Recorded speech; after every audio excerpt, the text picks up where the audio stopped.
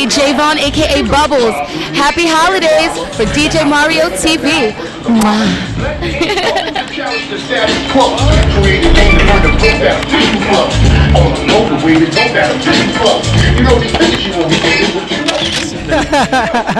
Well, that's great. That's great. I'm looking forward to a whole lot of stuff, man. This Masters thing is worldwide, man, and people should know about it, man. Eight badass dudes, not just one from the blue, you know. And say the ones who pay to do, you know. And not the ones who refuse to lose. Room in this game, so respect it all. We all for one, we one for all. We're the sound of this, let's play ball. We're you know the face to tip off the ball. You know the problems mixed with bad drama. The alpha mega, that now versus the mama. Let the eight goals to challenge the status quo. Create a lane to burn the book that official club. On the motorway to go that official club. You know these pictures you won't be getting, but you know you do the show. Show and lose and win. Never admit. Numbers not an option, I'm no way, no fool. You know the eight stood true and defied the rule.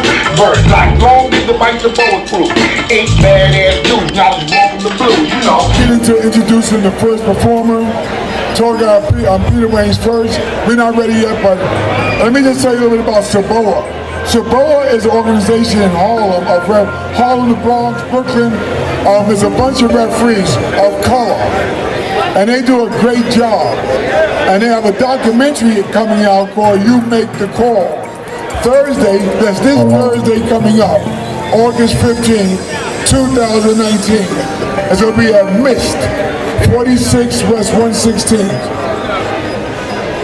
6:30 is about a black referee association. So if you're not doing anything on Thursday, August 15th, check it. I'll be there. I gotta go check it out. But they gave me enough text during my coaching career, so I'll be there. Hi, I'm Ula Lisniak. If you want any more information, go to frontcourtmasters.com. Look right here, frontcourtmasters.com. See you there.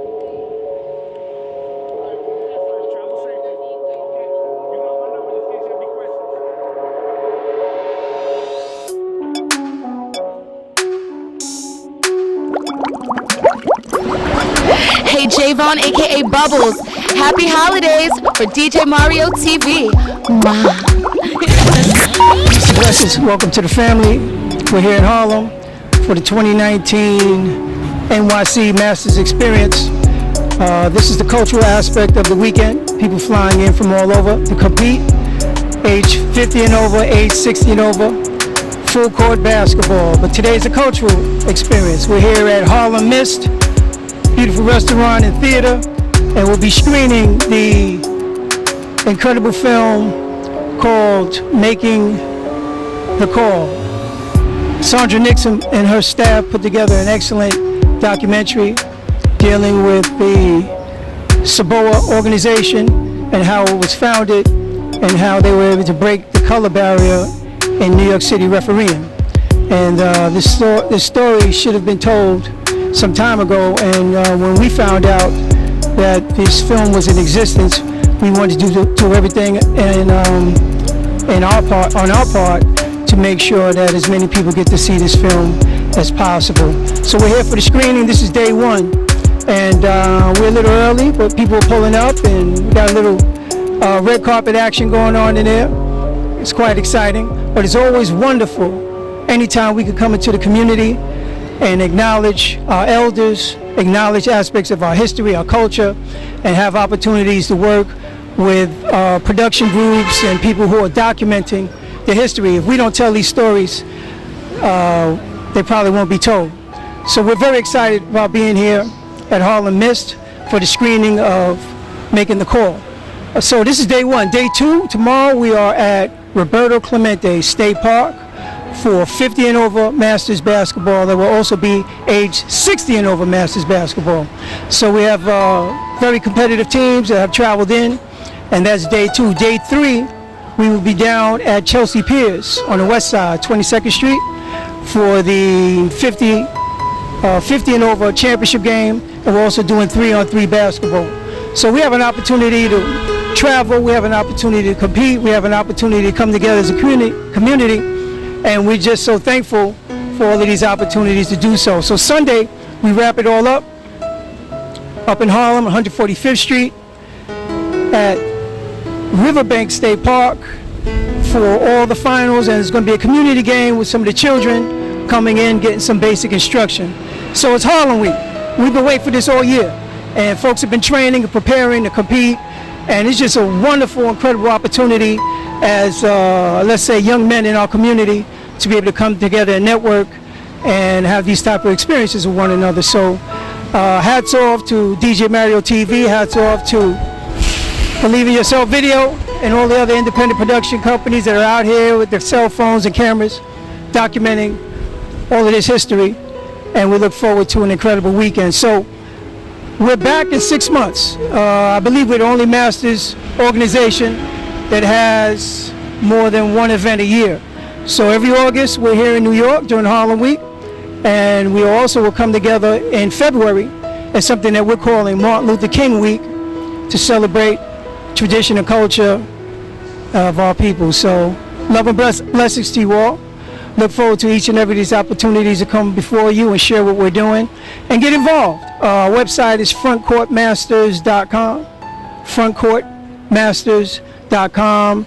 It's the local, national, and international schedule because we do travel. So get your passport, get your weight up, do your push-ups, come on out, run with us, and we'd love to see you and meet you and introduce you to the network of Masters Basketball.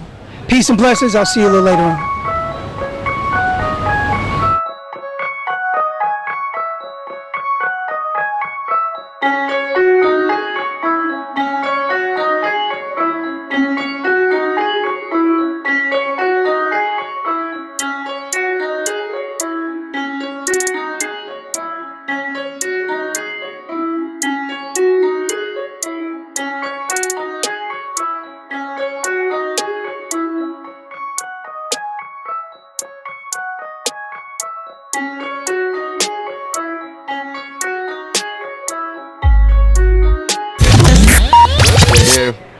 With actually a couple of live referees and officials. I just want to get their opinions and their thoughts.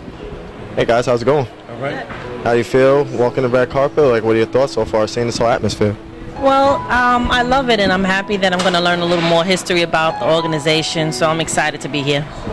By the way, I'm Alan and Janelle Hemmings, basketball officials with over 15 years experience, SUBOA members, and I'm here because I joined the organization. I actually became a referee to stay close to the game that I love, that I grew up playing. I wanted to, as I got older, remain in the game and somehow, and I want to see the kids enjoy what I enjoyed growing up. But as far as the organization, SUBOA, I was always told that this was a powerful organization that was started to represent our people in the game, because there were times when we didn't have opportunities to officiate the games that we played. So I always heard about the founding fathers, and I know we lost several, if there's any more left. And I'm here to find out more about our history. So it's mainly about the diversity that you wanted to be a part of. Yes. When you wanted to join us. How'd you feel?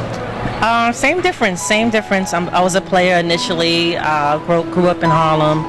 I saw the officials, they remembered me when I grew up, so I said, hey, I want to be on your team now. Right. I guess that's, how is that, being athletes and then joining on the officiating?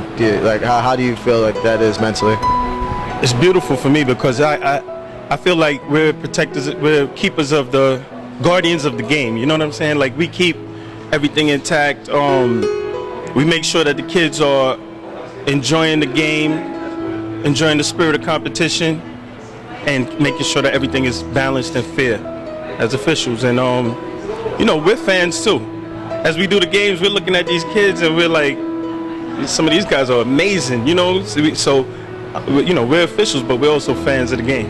So what do you gain? What are you looking to gain from this whole premiere and the showing after tonight? Like, what are you trying to take home from this, aside from, you know, just the whole teachings? Well, I'm interested in the history, as I said before, and just getting a feel for some of the politics that may have been involved outside of the organization and some of the hurdles that we might have to face moving forward. Also, one of the things our people do a lot is we share stories, but a lot of our history is not documented.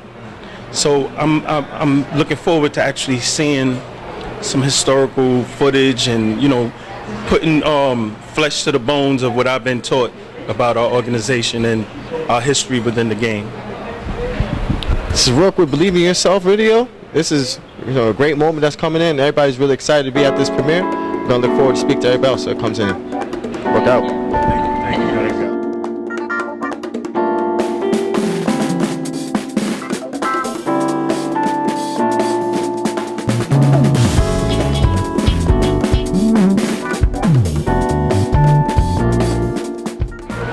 Hi, I'm Ula Lisniak. If you want any more information, go to frontcourtmasters.com. Look right here, frontcourtmasters.com. See you there.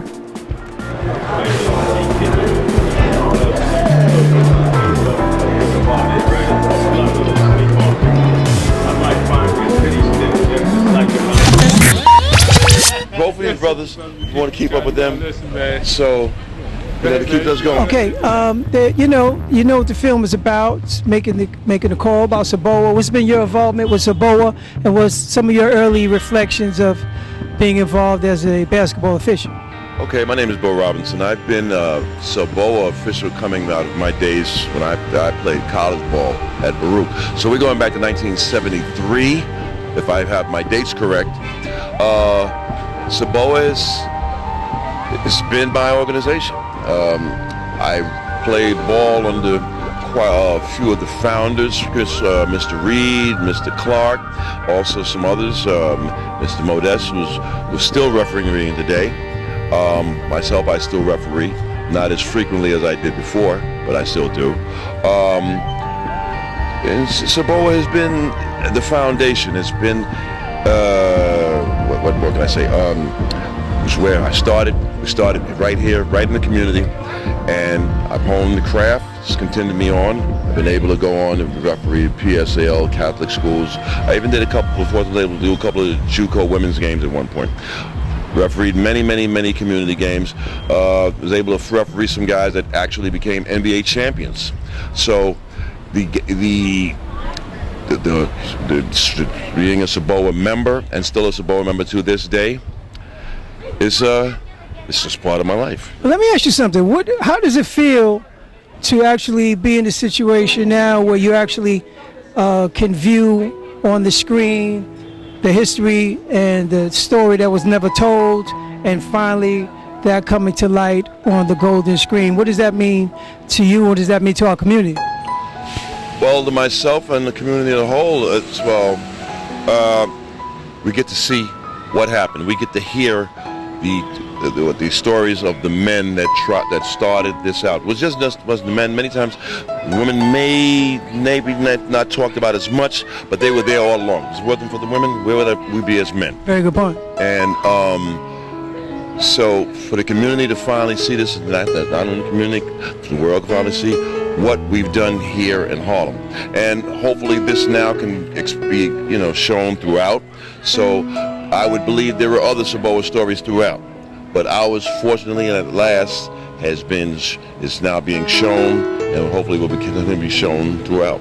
Okay, so we're here with my man Bill, and he's also a participant in the New York City Masters experience. Still getting that work in, outstanding. Does outstanding work in the low post. Brother, if it wasn't for you, I wouldn't be tired. Look, I'm trying to follow your lead, brother. Oh, I thank you, because I've been following you. These brothers behind the camera too. We could talk about them. We've been watching them, and we've been all working together along with this, and we hope to continue this on throughout. As long as we can stand up, we can get up, we can look up, we'll keep on going. Thank you so much. Here, my man Bill, and we're going to be having some other statements with other luminaries such as him, and we're looking forward to this event. Luminary, thank you, my brother. Yeah, doing your thing, man. Doing your thing.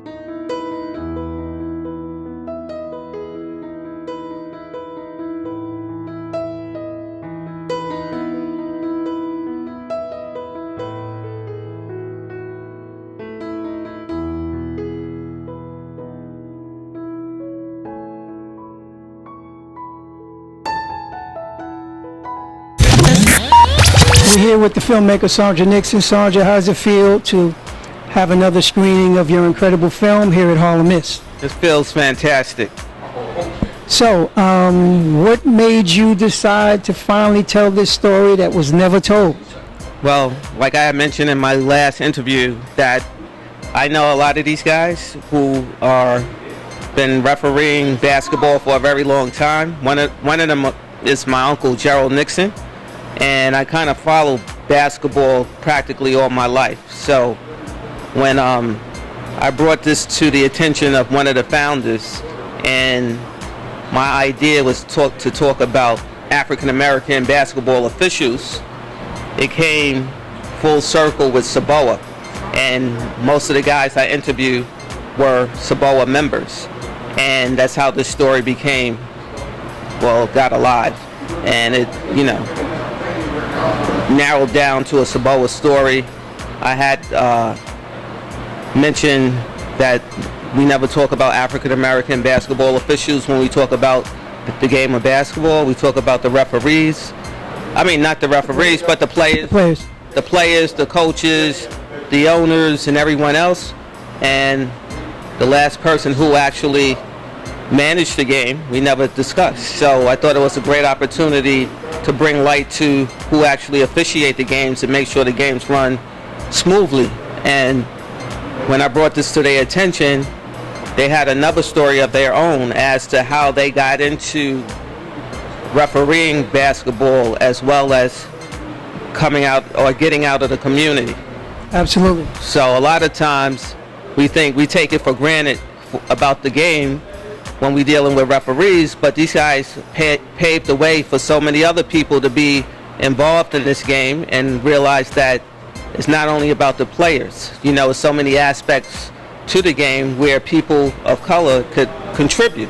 Absolutely. That's basically, you know, my idea of bringing the story to light was to give them light, you know, tell their story, how they paved the way for so many other individuals to be involved in officiating basketball. Well, speaking of paving the way, what were some of the challenges to be able to direct and produce such an important story that actually spanned a number of decades? How were you able to develop the timeline and actually be able to tell and express that type of narrative that covered over, talking 30, 40, maybe 50 years? 50 years. So it was pretty rough in terms of getting the story together. Some of the individuals I interviewed are no longer here.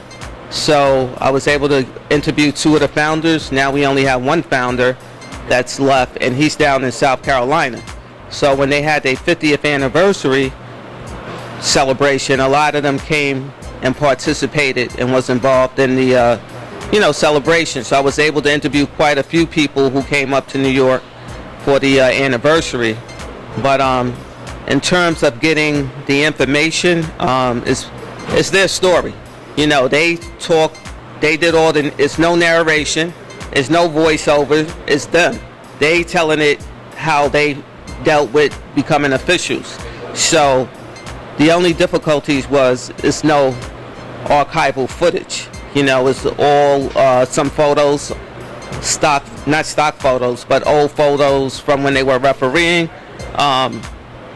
And the challenge is financial, as always. If I wanted to get archival footage, like members who were in the NBA, members who was in collegiate, you know, it costs a lot of money to get that footage. So that's probably the biggest challenge. That's part of the challenge. Okay, now in your filmmaking career, is this your first quarter or your third quarter?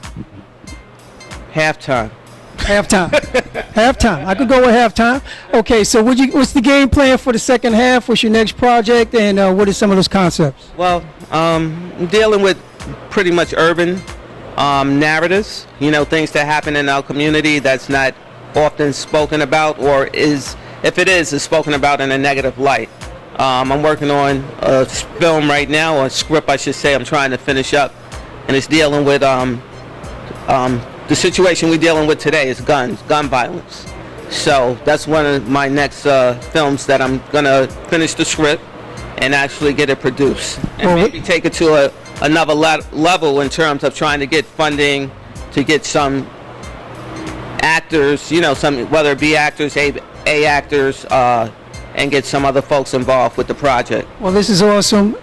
When we heard that the film was in existence, when we heard that there might potentially be an opportunity to have a screening during Harlem Week, during our opening session for the New York City Masters experience, it was a no-brainer for us, and you've been amazing from every step of the way. So continue success, continue blessings, and we're looking forward to the next project. All right, thank you. And another project people mention once they see the film is that there's more stories to be told in terms of African-American basketball players from the 50s, 60s, and probably even the 40s that people are talking about, because these guys said, once they saw the video, the film, they said it's another story to be told, and it's about guys who played before them, you know, like Carl Green, Jack DeFerris, and other folks who played this game, what is his name, Ed Warner, and people of that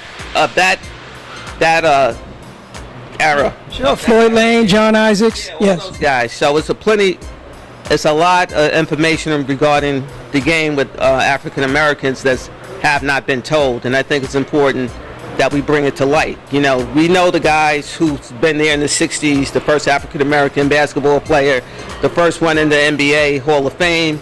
We know those guys, but there are guys before them. So I think we need to get those stories out as well. I agree. We look forward to it, and congratulations on an incredible movie. Thank you. So there you have it. Missed, Harlem Mist screening for Making the Call, and we'll be back with some other interviews and statements from some of the guests on the red carpet. Thank you.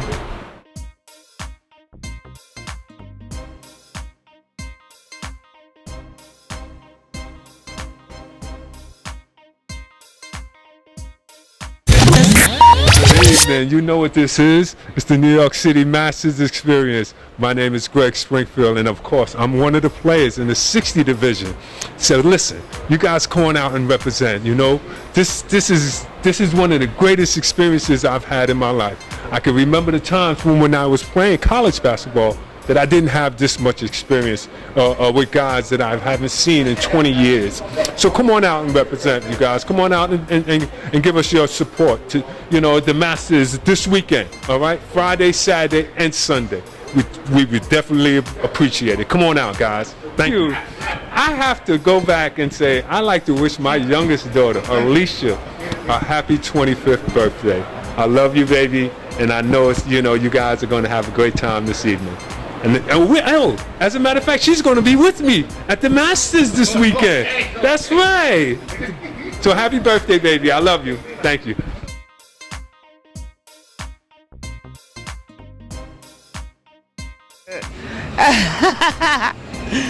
And you're the only person who I insist smile at me when I'm speaking. Some people, they want to take my video and then they be smiling. What you smiling for? You ain't in it. This is Nikki Carr. I'm hosting the Apollo Theater tonight, the comedy club part, not the main room. But I'm going to get to the main room. You coming? And I'm here on DJ Mario TV. Mario TV is always in the building doing what he do. That's why we love him. DJ Mario TV.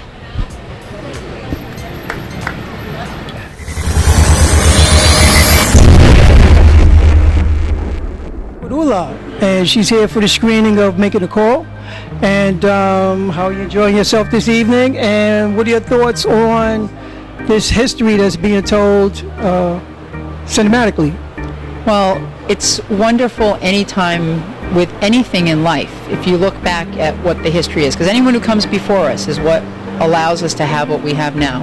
I mean, you think about women's basketball, for example, you know, the WNBA is what we have now, which is great. When I was growing up, that wasn't a possibility, so I ended up playing in Europe to be able to play professionally. So anytime when you're talking about history, you're allowing people to see what really allowed what is now to come, or we wouldn't even have that. That is so true. So I heard from a very reliable source that you're a very good player and that you are very active and you still play competitively. Tell us a little bit about that. I love playing basketball. No one's ever told me I have to stop, so I keep playing. And, you know, it's something that I enjoy doing. I find that if I keep myself in shape, you know, I play against 20-year-olds, I'm able to keep up with them just because of the fact that I keep myself in shape. That's awesome. So, you said you played in Europe, you played in undergrad, you played in high school. You basically played on every level. How does it feel still being able to compete at a very high level? Well, I love it. You know, I love being active. That's the whole thing. I was active since I was a kid. Being able to still do what I do is thrilling for me. I play smarter. You know, I think I wish I knew now. I wish I knew what I know now when I was still, you know, a player in college and whatnot, because I play smarter. I realize you don't have to expend as much energy on certain things. True. But, you know, but still, you could still make do with, you know, with the energy that you have, and do other, you know, other parts of the game can really be very effective for you. So I agree. So that's really what's great. But I'm still in very good shape. So obviously I keep with, you know, up with players. At some point, I probably will slow down a little bit. No time soon. Now, when is your next event, and when do you train? How do you prepare yourself? Basketball-wise, I don't have any next event coming up. Yes, you do. That's why I'm going to be talking to you. But I run marathons, so I've got the New York City Marathon coming up, and then Boston. Fantastic. So we are glad to meet you, and we're looking forward to seeing you out there on the hardwood floor. And I'm pretty sure you've got a handful of friends that a little network in place already. I do. I definitely do. I think you want to know that network, don't you? Absolutely. Thank you so much for spending some time with us, Ula. It's a pleasure meeting you. Thank you. You too.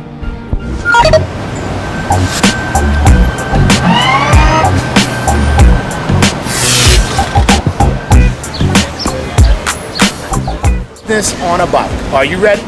Are you ready to promote your business? Give us a call today. 212-587-4979 or 212-714-7188. Take your business seriously. If nobody knows about it, how can you say you're in business? Reach out to us. Business on a bike. We'll take your promotions where it needs to be going. To the people, to the streets, to the people on the streets. Reach out to us. Business on a bike. And if you like, hit us on a like button on the Facebook page. Thank you so much for tuning in. Business on a bike.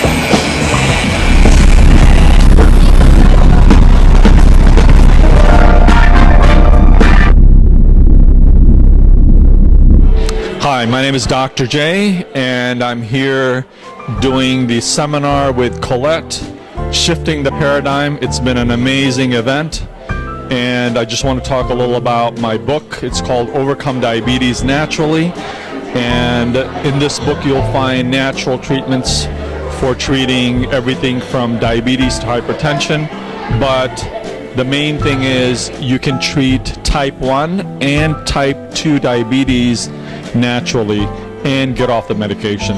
So please go to my website, stayhealthymd.com. That's stayhealthy, M as in Mary, D as in doctor.com, and you can get all the information. And if you go to the menu bar, you click on products, you'll see a list of all natural treatments for diabetes all the way to cancer to fibroids, and these are natural treatments you can use to control your illness. So it's been an amazing experience. This is Dr. J for stayhealthymd.com. Hey, this is DJ Black Kato, also Kato the cameraman. You watching DJ Mario TV, you understand?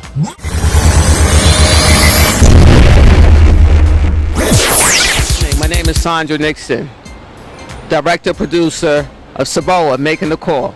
I want to thank everyone for coming out today at the Miss, and I hope everyone had a great time and enjoyed the show. Thanks again. My name is SANDRA NIXON. You can catch my films at themusesource.com. ThemuseSource. themusesource.com. Thank you.